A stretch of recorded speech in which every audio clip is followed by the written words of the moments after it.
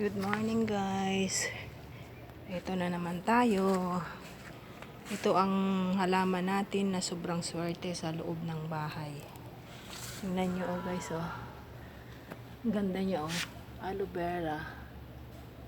Aloe vera. Nagbulaklak na siya guys oh. Ganyan pala ang bulaklak niya. Oh, grabe. Sobrang swerte daw nito sa kapag nakapagpabulaklak ka, sobrang swerte. Yan o. And then, ito ang ating potus. Tingnan nyo ang ating potus. Sobrang ganda.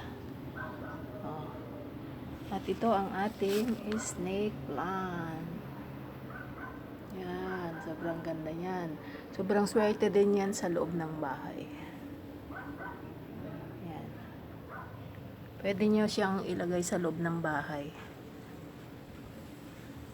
Sobrang rin sa panghatak ng pera. Ito guys oh, magandang potus. Yan. Meron tayo ditong yung snake plant na may bulaklak. Ito siya guys oh. Guys oh. Ito ang snake plant na may bulaklak. Ito, grabe. Yan, ang ganda niya, guys, oh. Look, ang ganda, oh. Snake plant na may bulaklak. Nakapagpabulaklak na din tayo. Siya yung snake plant na kulay green. Ang ganda niya, oh. Guys, oh, ang ganda niya. Yan siya, oh. Dami niyang bulaklak. At may bunga rin siya. Grabe. Ito ang bunga niya. May basoy pa. Grabe yung niya. Ito may basoy. Yan.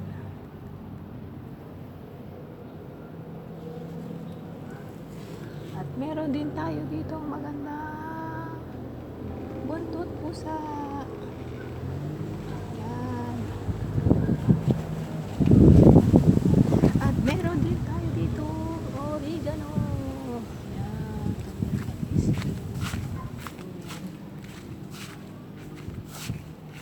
Meron din tayo dito na ito, ang ganda-ganda niya. At ito ang ating flower. Ang ganda niya. Meron din tayo dito.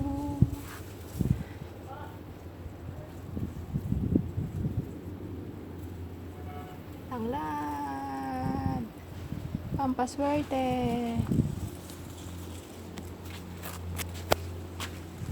Meron din tayo dito philodendron. Guys oh, ang ganda oh.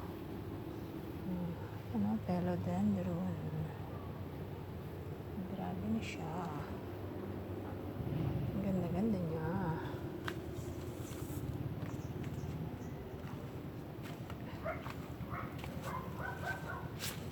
At meron din tayo dito potus. Potus na maganda.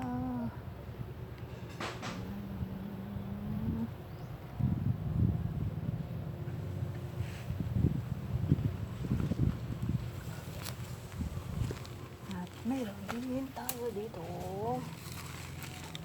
dwarf na snake plant. Dwarf na snake plant. Ito ang ating dwarf na snake plant.